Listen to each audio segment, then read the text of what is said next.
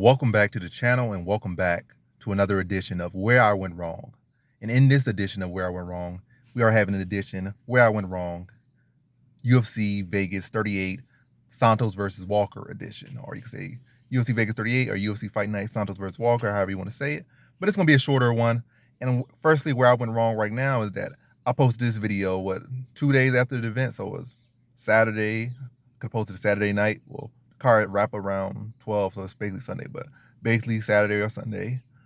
Either those days, could have posted it earlier today. But matter of fact, it really should have been posted like a couple hours after the event, or really like as soon as possible the following day. But here we go, a minute into the video, basically. But yeah, this is gonna be a quicker one, even though I just wasted like a minute talking about nothing. But just something to background to this video. But yeah, I'm just gonna focus on the stuff that stuck out. It was a pretty solid card. I think went 9-2-1. Really could have went 10-1-1. Yeah, very solid card.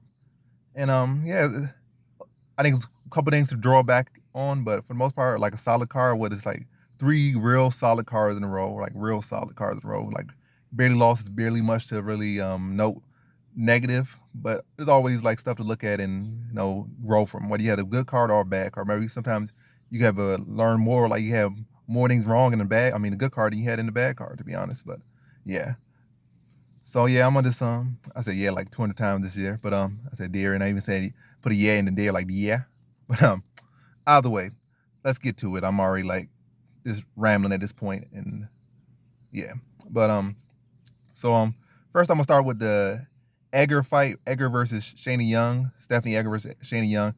In this fight, I feel like if anyone really even did a little bit of research, they would have easily went to Edgar. So it was like a great upset pick, or like a low tier upset pick, or a minor upset pick. But if you really look at it, it shouldn't have been an upset. It was pretty clear. Shayna Young has questionable wrestling defense, even though she's supposed to have this wrestling background. Like I said, women's wrestling, collegiate wrestling is like the same as having a degree or master's, doctorates in music. You know what I mean? It don't count for nothing. Like women's collegiate wrestling is trash, to be honest. But hey, if you do it, you do it. Make a name for it, come to UFC and make it for all these other women, collegiate wrestler women in MMA, and put a better showing for women's college wrestling, because it's not even, I don't hear it talked about, I don't see it on TV, I don't see it advertised. That thing just in the dark. You gotta go to buy it on VHS. So yeah. So she's going against a black belt. She had questionable wrestling defense, so the black belt gonna put you on the ground and be in control over there. She did look pretty decent with her little submission attempt, like decent, not great, but looked decent. Like the fact that she attempted it and has like a little bit of work with it, but outside of that, it was really just one-way traffic. Edgar just dominated her, take her down, ground and pound her, and got it out of there. So I predicted like a second round submission, but a second round TKO, not bad.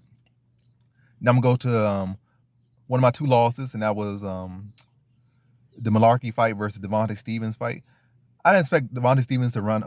Devontae Smith. I didn't expect Devontae Smith to run over Malarkey at all. I thought it was gonna be a very close fight. I thought Smith's speed, like he did win the first round. I thought speed would allow him to cover him through the first 2 rounds. He's still like, I think the skill gap isn't that great. I feel like Malarkey just fought a very smart fight, very technical, had that pace, and good shot selection. So it's not like a case of, oh, this guy's miles and miles better than him. I wouldn't say that. So first round went to Devontae Smith as expected. And I thought, like, we haven't really seen him tested, go like 3 rounds very tested. But I didn't see him as a guy that had necessarily had bad cardio. And it's not like he does have bad cardio. Malarkey just fought a very smothering pace, and that broke him down. He went to the body, very smart. When you already got a guy breaking down with your pressure and your pace, let's go to the body, you can get him out of there. And he did that. Very smart. It's good IQ right there on him to do that. Ever improving striking. I will say I'd keep underestimating Malarkey striking. So that's 2 fights in a row that underestimated his striking. But regardless, I didn't say his striking. In this fight, I didn't say his striking was trash. I just said or bad. He has solid striking. I just thought that Smith was the better striker, or at least the faster, more athletic one would be to beat him to the shot. In a very close fight. And I thought wrestling would kind of even out. And it did kind of even out. You can say, oh, Malarkey got like 1 takedown. It was no real control with that. So it wasn't really much grappling in the fight. It was just more sort of pace and pressure and the shot selection of Malarkey that got the win for him. So very solid performance from Malarkey. I'm definitely keep an eye on him. And I definitely think with his skill set, he can go pretty far in his division. Am I saying he's going to be a standout, like top 15, top 20? I'm not really saying that. But I think he'll stick around the top 30, 40, maybe outside of 20s at this given point. But got to see more from him. But very impressed with Malarkey. And I'm not going to be quick to pick against him again. So that's 2 losses against him. I think I'm 1-2 against him. I picked Riddell against him. I picked him against what's his name? that one guy. He lost to him. I think it was a controversial. So I picked against him. I picked him once, picked against him 3 times, 1 or 2 when picking against him. So definitely got out for Malarkey now, and definitely got much more respect for him now, and gonna be looking out for him. But good performance from Malarkey. I don't think Smith hold his head too low, but definitely look back and try to grow from this. Take this as a lesson and not a loss, and grow from it. But impressed with both guys, but definitely got my eye on Malarkey from here on out. And then what else did I have on this card? The Edgar fight. Oh, the Selecki versus Gordon fight. And that fight, it wasn't a case of I'm such an all-wise wizard in picking Gordon this one, but nonetheless, competitive fight predicted to be a close fight. It was a close fight, and Gordon was able to get the win. And Gordon, was able to address the grappling of Selecki. First round was a pretty great round for Selecki, but I think Gordon been able to transition out and escape that guillotine and use that as to get top position. I mean, use Selecki's attempt at the guillotine to pass the side and get the top position to end that round. Definitely changed the momentum, and he rode that momentum into the decision. Like he lost the first round. He took the last minute of that round, and then I think from that point on, pretty much controlled the fight in a very close fashion, but got his hand raised. And Gordon got a crazy pace, solid grappling. I'm not saying he's on Selecki level, but solid enough to address it, and I think more well-rounded and beat him in a close fight. But good performance from both men, but definitely was one of my better picks, underdog pick, and a pick a lot of people were sleeping on. And Gordon came through and did what he had to do and showed the skills that I knew him to have and the ability I knew him to have.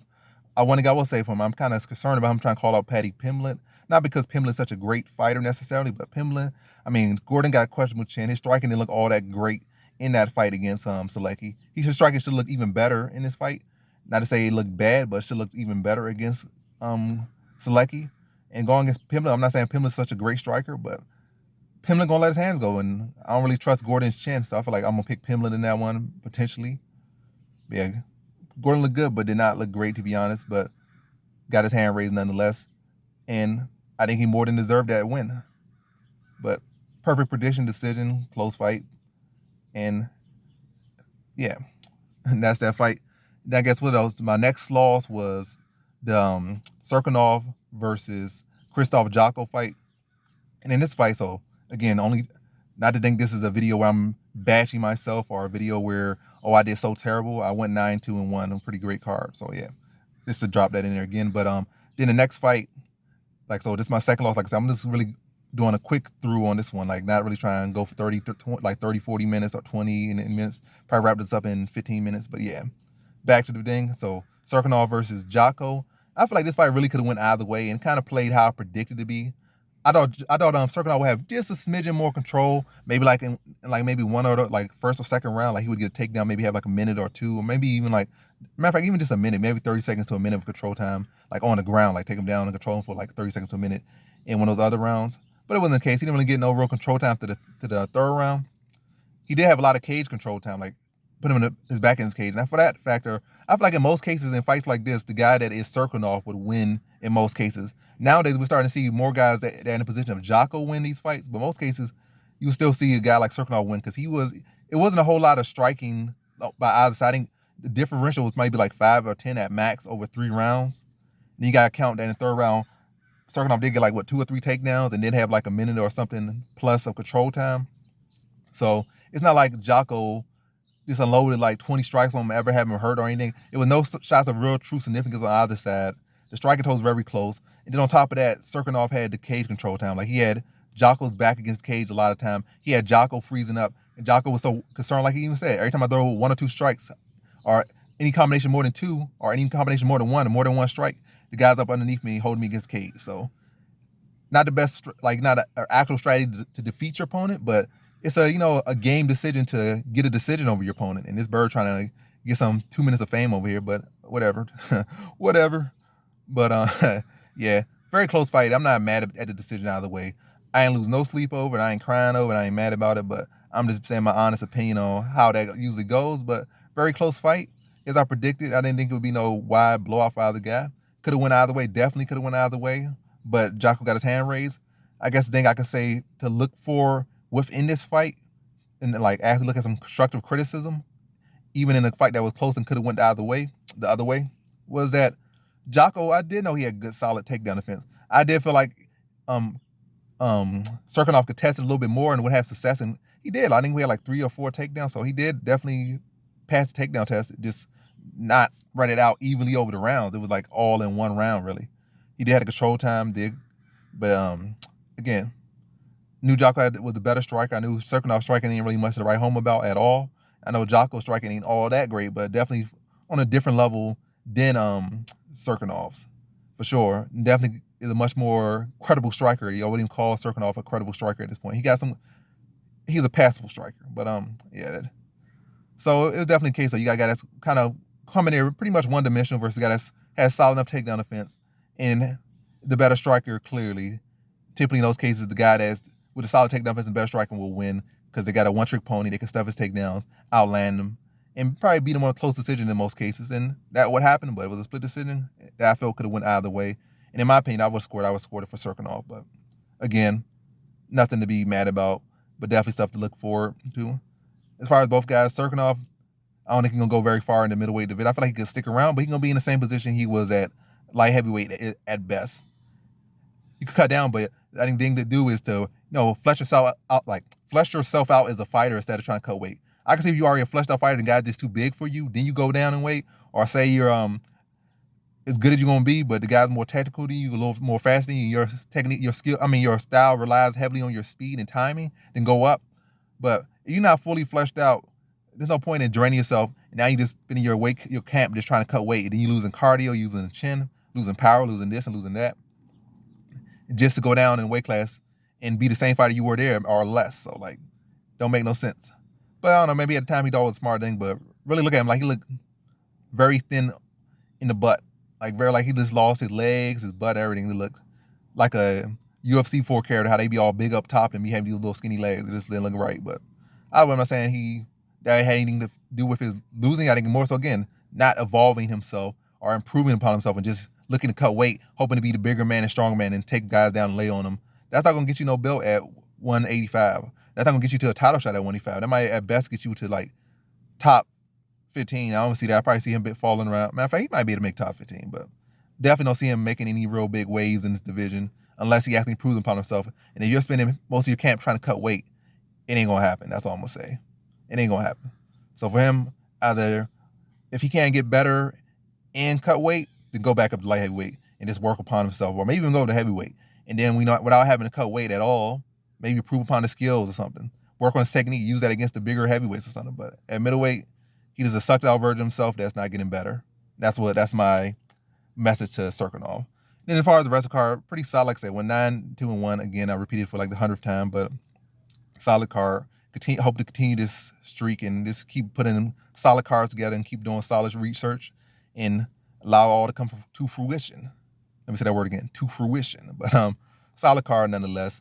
Santos won in the main event, and I'm pretty good on. I think I would know. I'm pretty great on main events this year, and I think historically, this is not my first year doing this. Not my second year. I've probably been doing this for as far as on YouTube for 3-4 years now, and I think historically, I'm always, whether it be a case of the trend be underdogs winning or favorites win or whatnot, I'm always pretty solid on main events. I think I'm always probably batting 80 or 90% on main events every year. So that's one thing consistent about me for sure. But another solid main event. It didn't play out exactly how I thought. I thought it was a big knockout, but ended up being matter of fact, not really a whole lot of draw. It just came to Walker was just gun shy. Santos was gun shy, but Santos had experience, was faster, and more technical, was able to find those openings, land the bigger shots, and Walker would just set to just land little filler shots. He wasn't really landing nothing of true effect, and was just lost out there to the more experienced man. He had all that height, all that reach, and all that size, and could do nothing with that besides throw little leg kicks here and there and this little touchy shot. You might feel him a little bit, but ain't no potential fight ending intent behind any of them or potential behind those shots. And I don't know, let me see what other cards. So I picked my two underdog picks that came through, my big 2 underdog picks that came through, Selecki and not Selecki, Gordon and Edgar, my two, and I saw my 2 losses, which were Circanov and Demonte Smith to Malarkey, but solid card nonetheless, and look forward to continue. And I think I had 5 or 6 perfects on this card, but again, I'm not gonna go through all of that, and that's really the video at this point. Solid card, and Hope to post this. Matter of fact, I'm going to post this my next where I went wrong video either Sunday or right following the fight. So I'm not gonna be late on to try to be. I'm gonna try to be on time with these videos and not be dragging with these videos because these videos are really a matter of time. You don't want to watch these like a whole week after the fight had already happened. Like, you want to see this right immediately after, like post fight show. You want to watch a post fight show like 2 weeks after, unless you're a fan of ESPN and you like to watch the same thing over and over and over 24 hours a day. But that's the video. Thanks for watching. Like, comment, and subscribe, and come back for more videos. Peace.